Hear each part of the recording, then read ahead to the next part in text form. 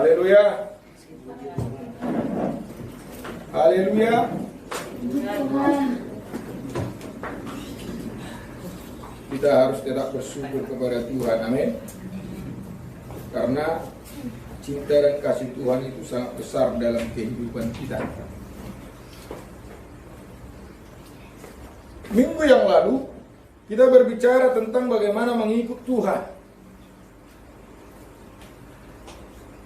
Tapi hari ini kita berbicara tentang bagaimana Tuhan menguji orang percaya. Kita buka dalam kitab Kejadian pasal yang ke-22 ayat yang pertama.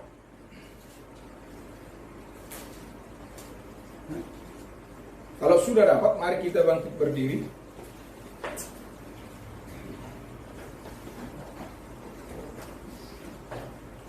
Kejadian pasal 22 ayat yang pertama. Kita baca bersama-sama 1, 2, 3.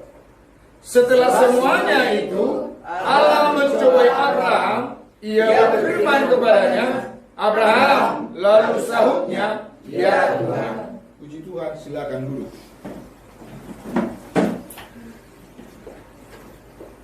Saudara yang terkasih, waktu kita sekolah minggu sering kita dengar bahwa Abraham adalah bapak segala orang yang percaya.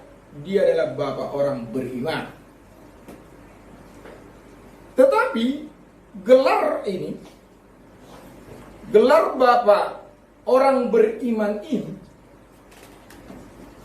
ternyata tidak didapatkan dengan cuma-cuma loh. Sekalipun ayat sebelumnya, bahkan dalam kitab Roma di sana dijelaskan bahwa iman Abraham itu diperhitungkan menjadi satu kebenaran. Makanya Abraham disebut bapak orang beriman. Karena Abraham ini memiliki iman seperti yang dicatat dalam Ibrani 11 ayat 1, dasar dari segala sesuatu yang tidak kelihatan dan bukti segala sesuatu yang diharapkan.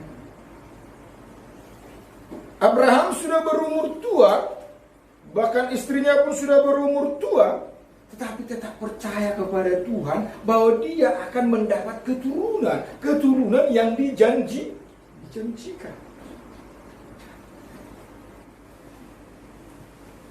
Dalam ayat yang pertama ini dan perikop yang diberikan oleh Lembaga Alkitab Indonesia, kepercayaan Abraham diuji. Dan tema kita memang iya, kepercayaan kita diuji. Tema firman Tuhan hari ini, kepercayaan kita diuji. Seperti Abraham diuji. Perhatikan. Setelah semuanya itu Allah mencoba Abraham. Saudara yang terkasih, saya sudah pernah sampaikan di tempat ini, tetapi akan saya ulang. Dalam kitab Yakobus, di sana dijelaskan bahwa Allah tidak pernah mencobai siapapun. Amin. Allah tidak pernah mencobai siapapun, sekalipun kalimat ini diterjemahkan mencoba. Allah mencoba. Sebenarnya kalimatnya, terjemahannya tidak pas. Terjemahannya sebenarnya menguji. Karena dalam Wahyu 2 ayat 23 di sana dikatakan, Yesus mengatakan begini, bahwa akulah yang menguji hati dan menguji batin, kata Yesus. Menguji hati siapa? Menguji batin siapa? Menguji hati dan batin para jemaat Tuhan. Yang menguji siapa? Tuhan. Dan Tuhan tidak pernah mencobai siapapun. Itu tidak Yakobus katakan. Perlu kita ketahui, dalam bahasa aslinya mencobai ini Peirazo, tapi bukan saya sok-sok pintar, tapi saya hanya mengutip dari kalimat bahasa Yunani. Di sana dikatakan Peirazo ini artinya mencobai, dan sinonimnya mencobai ini dalam pengertian menggodai. Tahu maksudnya menggodai? Itu maksudnya. Mencoba artinya menggoda. Tuhan tidak pernah menggoda. Amin. Tuhan menguji dia. Pernah saya sampaikan, anak-anak sekolah, kalau kelas 6 SD mau masuk ke SMP, kelas SMP, kelas 3 mau masuk ke SMA atau SLTA, begitu juga selanjutnya mau memasuki sesuatu tingkat di atas, tidak di sana tidak dikatakan cobaan nasional, tidak ada ya. Cobaan nasional tidak ada, benar? Yang ada apa? Ujian nasional. Jadi boleh kita pahami, sekalipun sepertinya pengertiannya hampir mirip. Kata coba itu berbicara negatif, uji itu berbicara positif. Dan Allah tidak pernah mencobai, tetapi menguji. Karena Allah sendiri dalam kitab perjanjian lama di sana dikatakan, akulah yang menguji hati, yang menguji batin. Bahkan Yesus katakan juga dalam kitab Wahyu 2:23 tadi, akulah yang menguji hati dan batin para jemaat. Tetapi yang selalu mencobai, tahu, makanya ada dua yang diajarkan oleh Tuhan Yesus, Bapa kami yang di surga, yang di sana itu dikatakan, jauhkanlah kami dari segala pencobaan. Dijauhkan dari segala pencobaan siapa? Dari siapa? Dari iblis. Karena memang dari semula pekerjaan yang menggoda ini adalah pekerjaan iblis. Makanya Adam dan Hawa itu jatuh. Hawa itu tergoda, dia kan dikatakan tergoda karena rayuan daripada si ular. Si ular mencobai.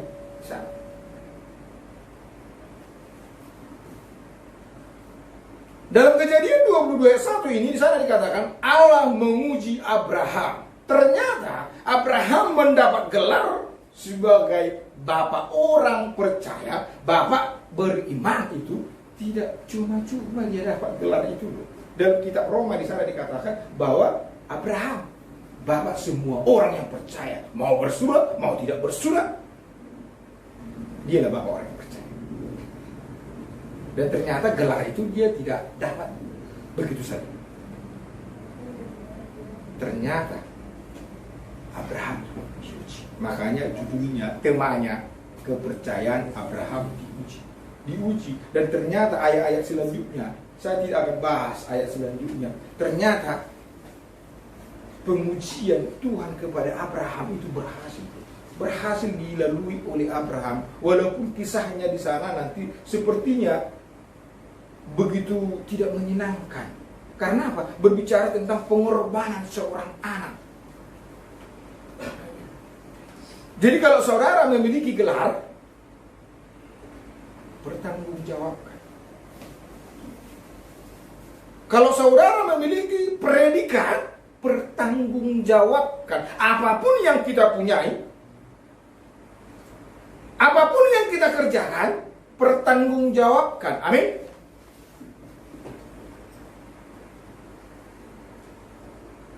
Abraham dapat mempertanggungjawabkan gelar bapak orang beriman karena memang sudah teruji. Terujinya tadi Tuhan katakan kepada Abraham, bawa anak. Tahu Abraham tahu. Abraham tahu mau dipersembahkan di surga, dia tidak peduli. Makanya dalam ayat selanjutnya, dalam ayat 1 itu, pada waktu Abraham berkata, pada waktu Tuhan berfirman, Abraham, ya, pada waktu Allah panggil Abraham, dia sahut apa? Ya Tuhan. Jadi yang anak-anak muda kalau dipanggil orang tuanya dijawab, jangan pura-pura tidak dengar. Kalau dipanggil Iskia, dijawab, jangan pura-pura tidak dengar. Kalau dipanggil Aldo, dijawab, jangan pura-pura tidak didengar. Pernah mendengar cerita orang yang dari sejak kecil kalau dipanggil orang tuanya pura-pura nggak mendengar, akhirnya jadi tuli, kurang pendengaran, bukan tuli, jadi kurang pendengaran. Dalam bahasa Bataknya apa itu? Tuis apa? Tuis ya, bukan?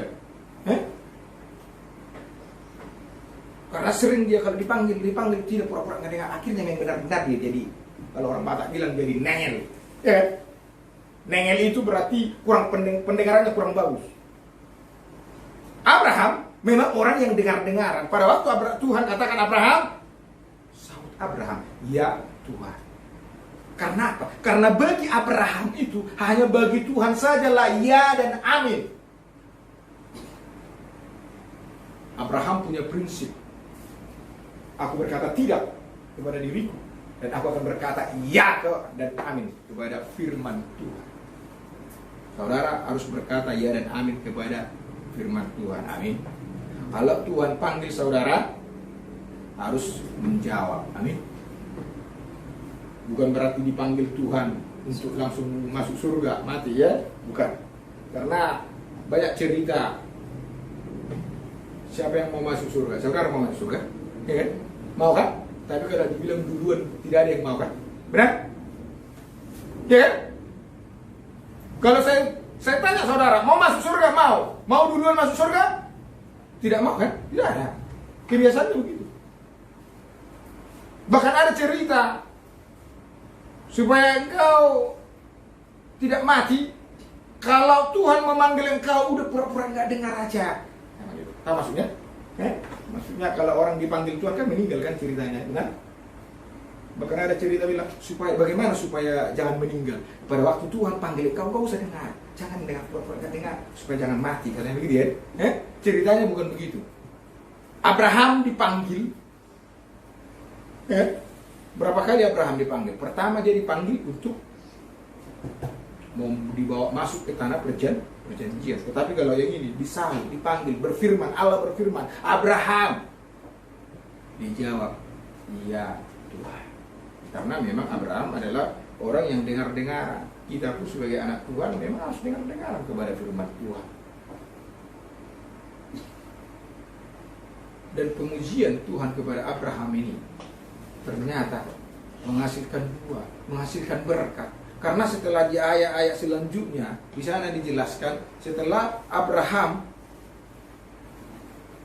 teruji, Allah memberkati Abraham. Abraham menjadi bapa orang beriman, dan dari keturunan Abraham bangsa-bangsa akan mendapat keselamatan.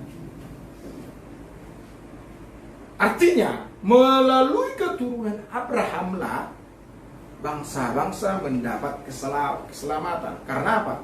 Di dalam diri Yesus. Karena di sana diuji, bawalah anakmu yang tunggal. Coba perhatikan ayat yang kedua. Firman-Nya, ambillah anakmu yang tunggal itu. Tahu anak Abraham berapa orang? Pada waktu ini? 2. Ada 2. Tetapi apa dibilang? Tuhan katakan tunggal. Yang menunjuk kepada Ishak. Ada abangnya Ishak?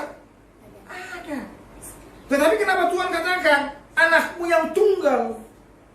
Kenapa? Karena apa? Di pemandangan Tuhan itu, keturunan orang itu keturunan dari istri yang sah. Karena Ismail itu keturunan pembantu, keturunan budak. Istri sahnya adalah Sarai. Dan Tuhan katakan, ambillah anakmu yang tunggal. Jadi kalau ada orang bilang ininya anaknya Abraham, itu urusan mereka. Amin. Tetapi firman Tuhan yang kita percayai dalam Alkitab ini, bahwa Ishak anaknya yang tunggal, anak Abraham yang tunggal, yang menjadi anak perjanjian. Dan teruji Abraham memang mau mempersembahkan. Alkitab tidak mencatat pada waktu Abraham membawa Ishak ini ke Gunung Moria, apakah dia permisi dahulu kepada Sarai atau tidak. Alkitab tidak mencatat. Tetapi yang pasti Abraham percaya kepada Tuhan, dan Abraham tunduk kepada Tuhan. Makanya dari kelulusannya dalam ujian itu, Abraham diberkati Tuhan, dan dikatakan keturunannya akan seperti bintang di langit, seperti pasir di laut, termasuk saya keturunan Abraham secara rohani. Oke, keturunan Abraham secara jasmani adalah orang Israel. Makanya Alkitab katakan dalam berkat Tuhan kepada Abraham itu, olehmu bangsa-bangsa lain akan beroleh keselamatan, beroleh berkat. Makanya kita juga, Rasul Paulus katakan keturunan Abraham secara rohani di dalam Kristus. Yang pertama yang mau saya sampaikan dalam pembacaan ini, mari kita pertanggungjawabkan apa yang kita punya. Amin. Dan gelar apapun yang kita punya, mari kita pertanggungjawabkan. Apapun pekerjaan kita, mari kita pertanggungjawabkan. Amin. Karena saya sudah banyak melihat orang-orang memiliki sesuatu tetapi tidak dapat dipertanggungjawabkan. Makanya saya sampaikan kepada anak saya Alfredo, kalau engkau sekolah yang benar, pertanggungjawabkan sekolahmu. Apa jurusanmu di sekolahmu, pertanggungjawabkan. Saya katakan kemarin, kalau kau bagian komputer, teknik komputer jaringan, kuasai. Kadang-kadang ada orang sekolah di bidang itu, tetapi tidak berhenti buka komputer. Ya kan, ada ya. Ya di jurusan TKJ kan sama ini kan, ada dulu temannya kan, yang nggak tahu buka komputer. Apakah dia nggak punya komputer, nggak tahu. Tapi yang pasti dia jurusan komputer, ya kan. Kadang-kadang untuk mengoperasikan komputer itu tidak tahu, ya kan. Ada kan? Saya pasti ada. Ada yang tamat SMA, ditanya tentang biologi, jurusan biologi kita tanya tentang biologi, belum tentu dia tahu. Kenapa dia tidak kuasai bidang? Mari kita sebagai anak-anak Tuhan, mari kita mempertanggungjawabkan apa yang kita punya.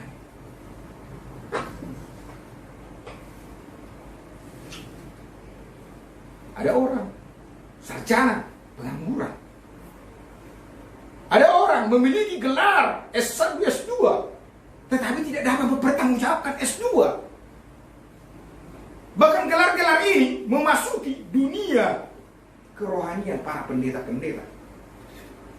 Gelar S1, gelar S2, gelar doktor, tetapi tidak dapat dipertanggungjawabkan. Bangga orang-orang sekarang ini. Ada juga orang gelar S1, gajinya di bawah UMR, di bawah gajinya tamat SMA. Itu pas atau tidak? Tidak pas. Artinya begini, kita harus mempertanggungjawabkan apa yang kita punya itu. Kalau gelar kita S1, mari kita pertanggungjawabkan sesuai dengan gelar itu. Kalau kita memiliki pekerjaan, jabatan di suatu pekerjaan, ya mari kita pertanggungjawabkan jabatan itu.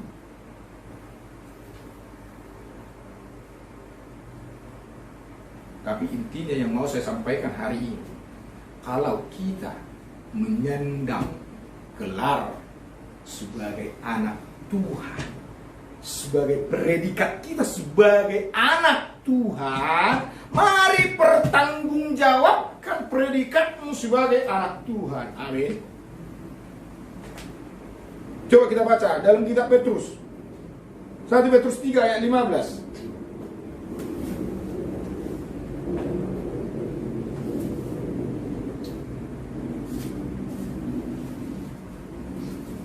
Jadi sebagai anak-anak Tuhan, kita harus memiliki pertanggungjawaban.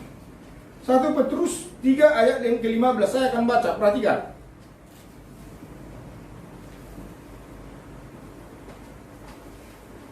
Tetapi kuduskanlah Kristus di dalam hatimu sebagai Tuhan, dan siap sedialah pada segala waktu untuk memberi pertanggungan jawab kepada tiap-tiap orang yang meminta pertanggungan jawab dari kamu tentang pengharapan yang ada padamu, tetapi haruslah dengan lemah lembut dan hormat. Kita kuduskan Kristus dalam diri kita. Artinya, mari kita melakukan apa yang Kristus ajarkan. Mari kita menjadi terang di mana kita tinggal. Mari kita menjadi saksi dimanapun kita berada, supaya kita dapat memberi pertanggungjawaban. Saya sudah melihat orang berkata begini, percuma itu pendeta. Karena apa? kelakuannya tidak seperti pendeta, kelakuannya tidak seperti hamba Tuhan. Percuma itu anak Tuhan, karena apa? Kelakuannya tidak seperti Kristus, kelakuannya seperti penjahat. Ya, jangan sampai dikatakan begitu ya. Percuma itu anak Tuhan, percuma itu rajin ke gereja. Karena apa? Dunia ini selalu melihat kekurangan kita, dunia ini selalu melihat kesalahan kita. Makanya Petrus katakan, kuduskan Kristus dalam dirimu, supaya kita dapat memberi pertanggungjawaban. Banyak sekali sekarang hamba-hamba Tuhan, pelayan-pelayan gereja, pekerjaannya mabukan, pekerjaannya tidak benar. Bagaimana dia mau mempertanggungjawabkan kepada orang yang melihat, yang menilai? Seperti yang saya katakan, saya langsung mendengar kalimat daripada orang berkata, percuma itu pendeta. Jadi kita harus memberi pertanggungjawaban, amin. Buat sekalipun dalam kalimat ini di sana dikatakan memberi pertanggungjawaban, berapologian, apologet, artinya bisa menjawab sesuatu, sekalipun itu juga tentang pengetahuan Alkitab, memang harus bertanggungjawabkan. Jangan hanya sekedar Kristen tetapi tidak bertumbuh. Amin. Kita harus mengerti Alkitab. Kita harus dapat membuka Alkitab. Kadang banyak orang anak Tuhan, banyak Kristen, tetapi membuka Alkitab saja tidak tahu. Mari kita mempertanggungjawabkan predikat kita sebagai anak Tuhan. Amin. Abraham tadi mempertanggungjawabkan gelarnya sebagai bapak orang yang beriman, karena memang sudah teruji imannya di dalam Tuhan, sehingga Tuhan memberkati Abraham. Saudara yang terkasih, Tuhan memuji kita itu bukan untuk membuat kita lemah, tetapi kita itu diuji supaya memang menghasilkan ketekunan.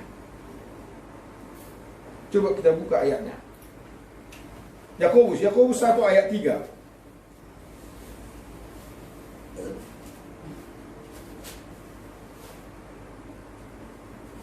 Sudah dapat? Yakobus 1 ayat yang ketiga. Tolong dibaca yang kuat. Sebab kamu tahu bahwa ujian terhadap imanmu itu menghasilkan ketekunan. Ujian menghasilkan ketekunan. Artinya, kalau kita mendapat ujian, jangan langsung menyerah, jangan langsung mundur, jangan langsung berkata, ini berat, ini Tuhan, ini tidak sanggup saya. Jangan langsung berkata. Amin. Baik dalam satu pekerjaan apapun yang kita kerjakan, jangan langsung menyerah. Yang namanya hidup kita berjuang, harus memang tetap tekun melakukannya. Kalau gagal, mencoba lagi, mencoba lagi. Makanya di sana dikatakan ujian itu menghasilkan ketekunan. Baca lagi dalam kitab Roma 5 ayat 4. Yang dapat baca yang kuat. Dan ketekunan menimbulkan tahan uji, dan tahan uji menimbulkan pengharapan. Ketekunan menghasilkan atau menimbulkan tahan ujian itu tadi menghasilkan ketekunan. Ketekunan itu menghasilkan tahan uji. Jadi jangan langsung menyerah, amin. Kalau diuji jangan langsung berkata, ujian ini berat Tuhan. Minggu yang lalu saya sudah sampaikan bahwa pencobaan yang kita alami, ujian yang kita alami pun tidak melebihi kekuatan kita. Jangankan ujian, pencobaan dari iblis pun tidak melebihi dari kekuatan kita. Apalagi ujian yang dikasih Tuhan. Tuhan tahu kemampuan kita, amin. Tuhan tahu kemampuan kita. Tuhan tidak menguji dengan sembarangan begitu saja. Tuhan tahu kapasitas kita di dalam ujian itu. Tuhan tahu kalau kau kelas masih SD, ya Tuhan kasih ujian SD. Tuhan tidak kasih ujian SMA. Kalau kita ini udah SMA, ya Tuhan kasih ujian SMA. Kalau kerohanian kita sudah dewasa, ya Tuhan kasih ujian kedewasaan. Ujian kerohanian saudara dengan saya beda. Karena apa? Tuhan katakan semakin banyak kita ketahui firman Tuhan, semakin banyak kita ketahui Alkitab, semakin banyak dituntut, semakin banyak pertanggungjawabannya. Tapi ingat, ujian itu menghasilkan ketekunan, dan ketekunan itu menghasilkan tahan uji. Dan tahan uji menghasilkan apa? Coba buka dalam kitab Yakobus 1 ayat 12. Dia dibaca yang kuat. Yakobus 1 ayat yang ke-12.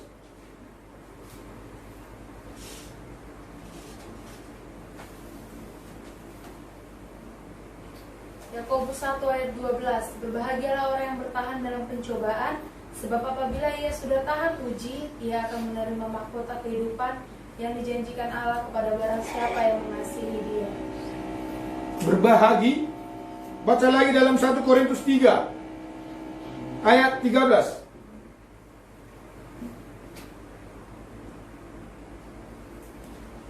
1 Korintus 3 ayat 13. Baca satu seorang. Buat.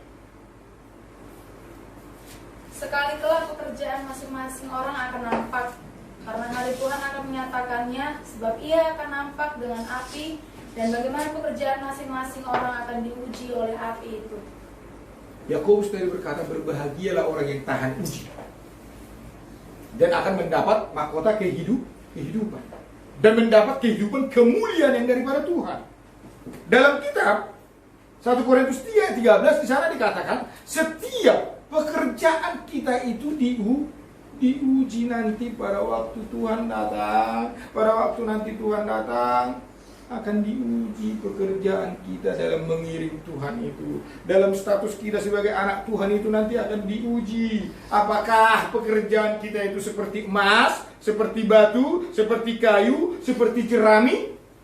Tetapi orang-orang yang teruji seperti emas, batu, permata, dia di sana dikatakan mendapatkan upah. Coba lihat kembali dalam kitab 1 Korintus 3 tadi.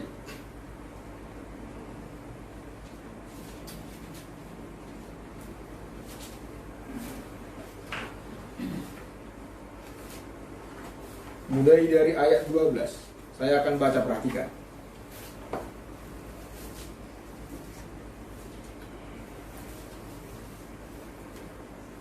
Entahkah, atau dari ayat 11, karena tidak ada seorang pun yang dapat meletakkan dasar lain daripada dasar yang telah diletakkan, yaitu Yesus Kristus.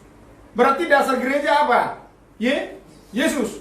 Jadi kalau ada yang mengajarkan kepada saudara yang jadi dasar gereja adalah Petrus, itu salah. Amin? Amin? Firman Tuhan ini berkata bahwa dasar gereja adalah Kristus. Karena ada satu ajaran bahwa Petrus yang menjadi dasar gereja. Itu salah. Amin? Saya katakan salah. Ayat ini berkata siapa dasar gereja? Dasar kita? Kristus. Karena tidak ada seorang pun yang dapat meletakkan dasar lain daripada dasar yang telah diletakkan, yaitu Yesus Kristus. Entahkah orang membangun di atas dasar ini dengan emas, perak, batu permata, kayu, rumput kering, atau jerami. Perhatikan, ada dua bagian pekerjaan yang di sana disampaikan. Perhatikan. Entahkah orang membangun di atas dasar ini dengan emas, perak, batu permata. Bagian yang kedua, kayu, rumput kering, dan jerami. Ayat 13.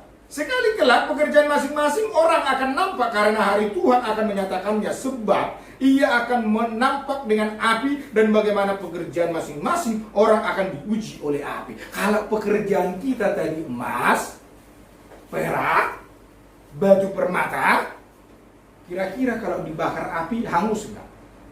Hangus enggak? Hangus. Kenapa saya katakan ada dua bagian yang bekerja untuk Tuhan itu? Pekerjaan kita tadi.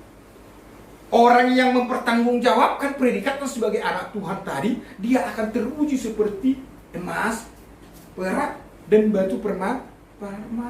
Pada waktu diuji dengan api, ini tidak hangus, tidak apa-apa. Tetapi bagian kedua, yang dengan kayu, rumput kering, dengan jerami, kalau dibakar api hangus nggak?